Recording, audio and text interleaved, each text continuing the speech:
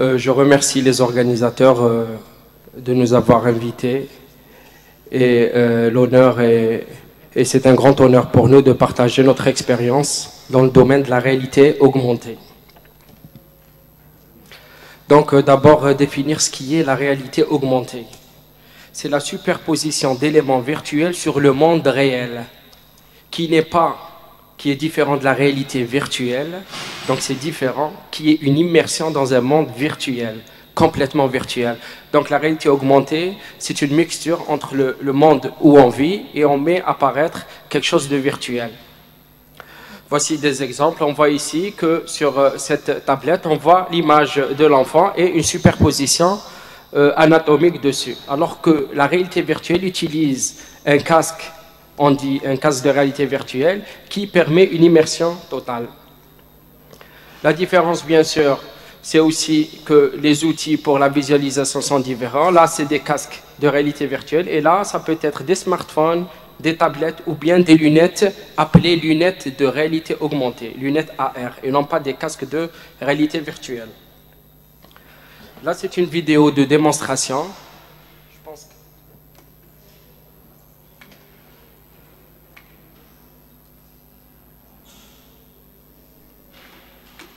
Donc,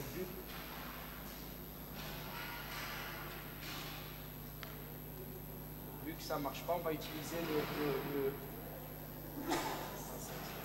AR. Voilà, c'est ça.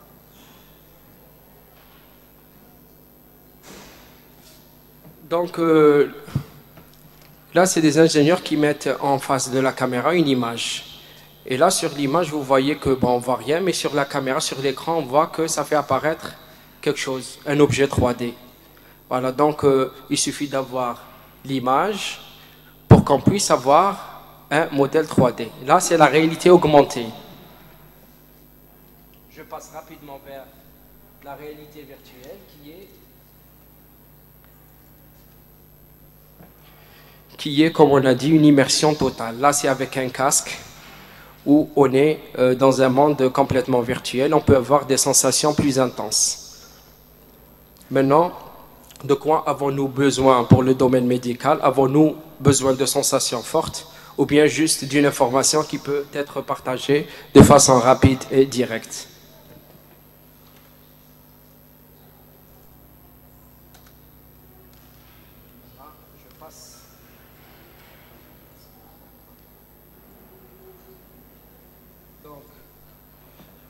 La différence aussi, c'est que les casques de réalité virtuelle, les plus performants, on va dire ceux qu'on peut utiliser pour le domaine médical, coûtent entre 450 et 700 euros, qui restent un peu cher pour développer ce genre de pratique, sachant que le but, c'est pas d'avoir un seul casque, c'est d'avoir plusieurs. Alors que la réalité augmentée, elle est bien plus économique, car les smartphones et les tablettes sont à la disposition de tout le monde. Il y a aussi la notion de réalité mixte qui est inventée par Microsoft avec le casque HoloLens, qui coûte très cher aussi, entre 3 000 et 3 500 dollars. C'est un peu un monde virtuel et aussi un monde réel. J'en passe. Et là, avec les casques HoloLens, le développement de ce genre de pratique est vraiment arrivé à très haut niveau.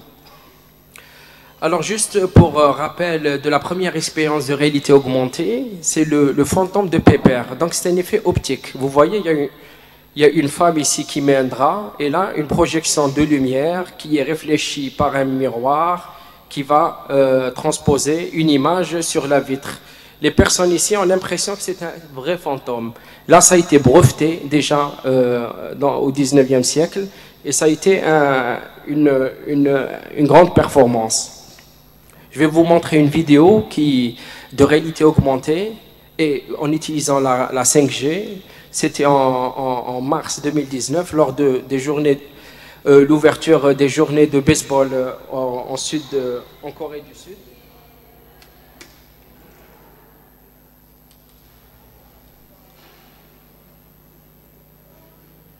Pour voir vers où on peut y aller.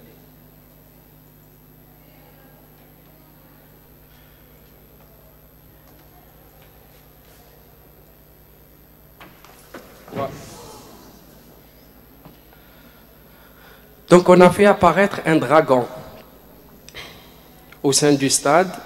Il suffit d'avoir l'application et un smartphone pour voir ce modèle qui se balade à grande vitesse.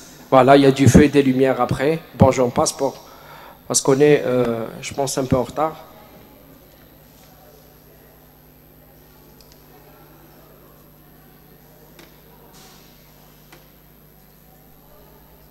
Voilà, quelle est notre approche?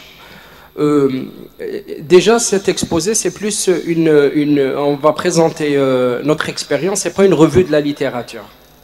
Donc, ça reste une approche personnelle. D'abord, on a commencé par travailler par impression 3D. Donc, on faisait la modélisation à partir d'examens scanner et IRM, et on faisait des modèles 3D selon la lésion, qu'on faisait partager avec les praticiens. Souvent, c'est des chirurgiens. Donc, nos applications étaient destinées à l'aide à la planification chirurgicale et à la conception de prothèses sur mesure. Prothèses sur mesure, non pas des prothèses qu'on peut avoir ailleurs. Voilà. Donc, la limite de l'impression 3D, c'est d'abord le coût, parce que la résine qu'on utilise, le consommable, il est cher, même la machine d'ailleurs. Le temps, parce que l'impression, elle prend beaucoup de temps. Aussi la modélisation, mais c'est surtout le temps d'impression et aussi le partage.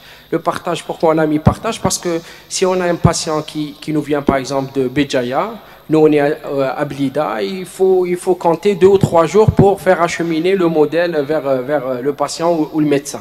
Et donc c'est un temps aussi qui n'est pas en notre faveur, surtout pour des pathologies qui doivent être prises en charge rapidement.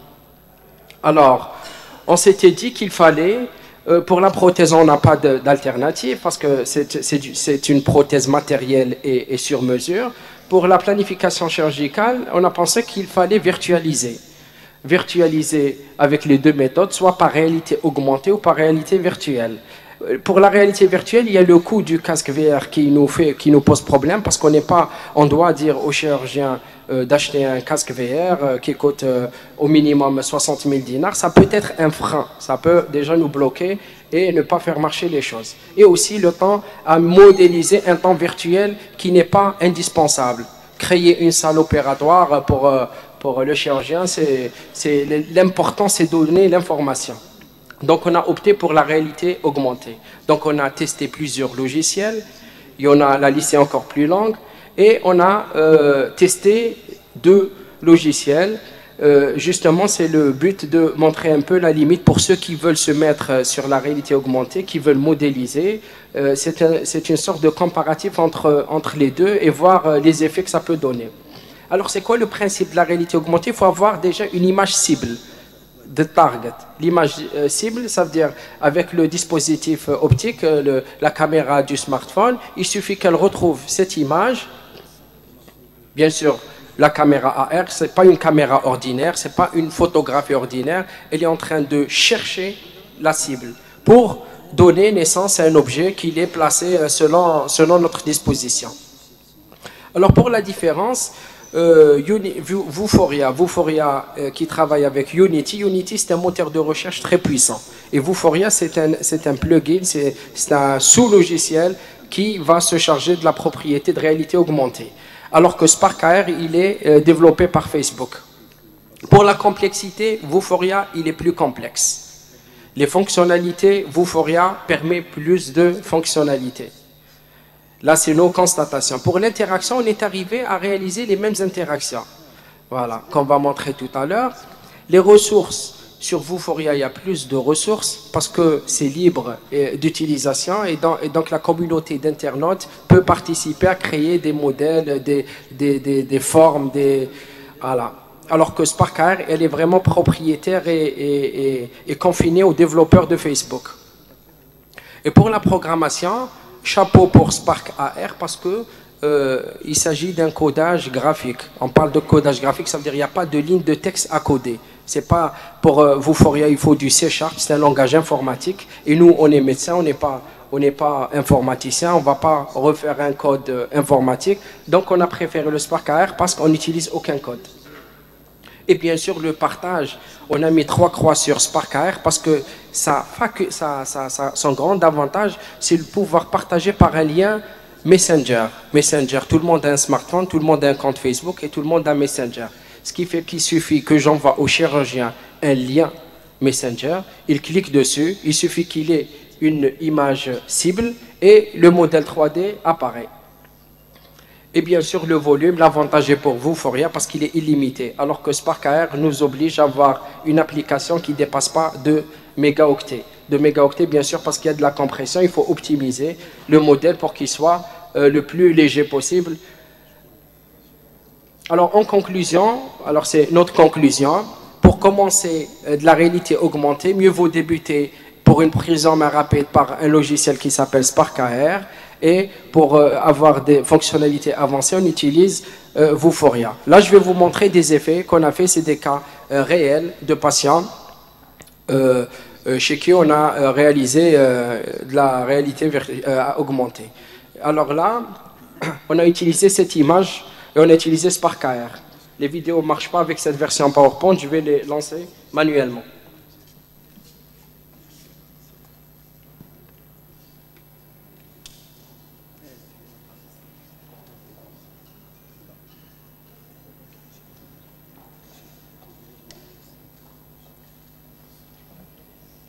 Là, c'est un cas d'orthopédie.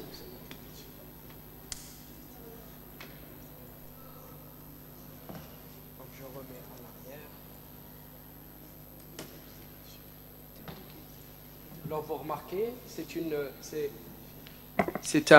une caméra ordinaire et hop, dès qu'elle retrouve l'image cible,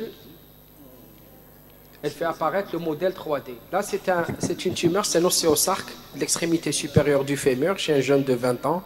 C'est un patient du service d'orthopédie de Blida. Et donc, on devait donner une modélisation pour les rapports vasculaires. C'est un patient qui est en cours de modélisation pour une prothèse sur mesure. Parce que la masse, on voit par là qu'elle a pris aussi le cotyle. C'est une... Voilà, ça se répète. Donc c'est une tumeur articulaire où on a jugé qu'il allait être préférable de lancer une prothèse sur mesure.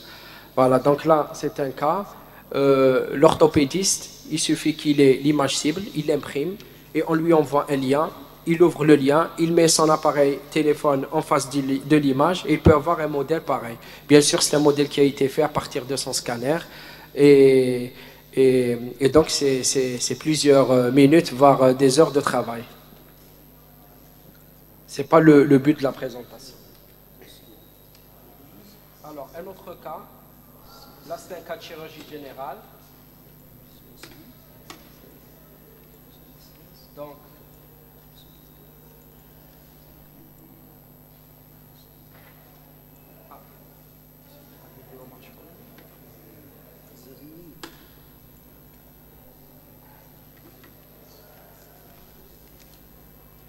Donc, pour l'introduction, c'est une femme atteinte d'une néoplasie colique qui a présenté des localisations secondaires et le chirurgien du centre anticancéreux de Blida voulait avoir une volumétrie parce qu'il devait faire une hépatectomie droite et enlever encore 4 métastases sur le foie gauche pour voir si le volume permettait qu'il puisse faire ce genre d'intervention parce qu'elle ne répondait pas à la chimiothérapie. Alors, on va la lire directement de la clé USB. Apparemment, elle s'est mal copiée. Donc voilà. Donc, on a jugé utile de lui faire une modélisation. Donc, ce cas, il est sur le poster. Je peux vous le montrer. On l'a créé en réalité en impression 3D avec en silicone pour qu'il puisse être tranché avec les vaisseaux, les réseaux portés et sus-hépatiques. Et là, on s'était dit, après avoir fait l'impression 3D, on s'était dit qu'il aurait été plus facile et plus rapide de le faire en réalité augmentée pour un accès rapide au chirurgien. Parce que ça permet d'économiser déjà le temps de l'impression et le temps de partage. Donc, j'ouvre le flash disk.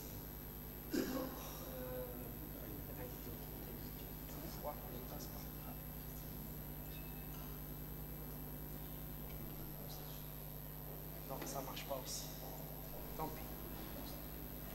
On va passer directement vers l'autre logiciel, Unity Vuforia. Alors là, c'est un cas. L'idéal, ça aurait été. Alors là, je reviens rapidement. Je fais tant d'acrobatie parce que c'est pas ça.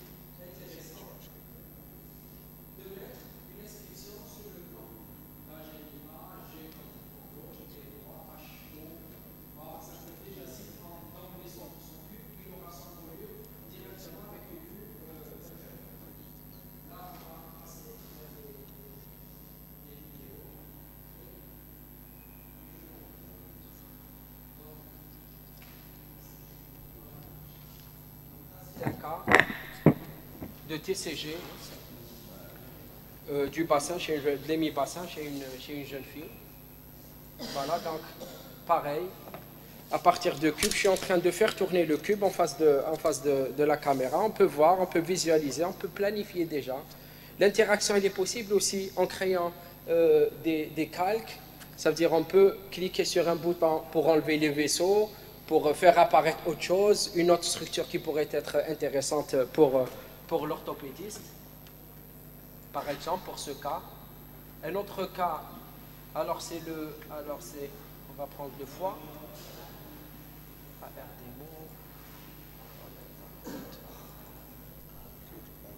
Voilà, un autre cas.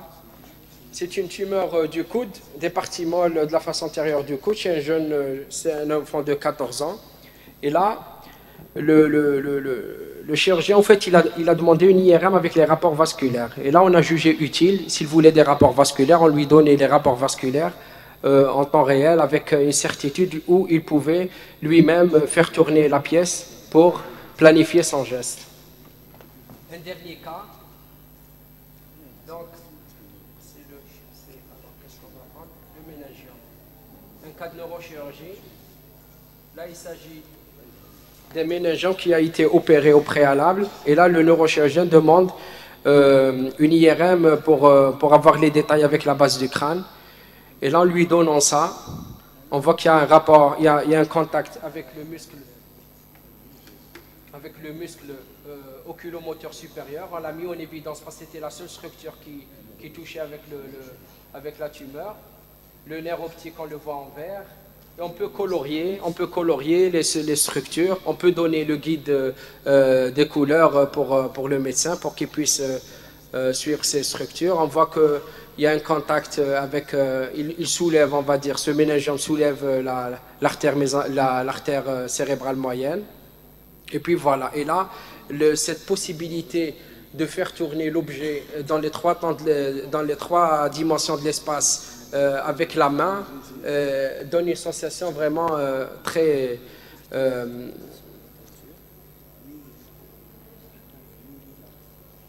voilà.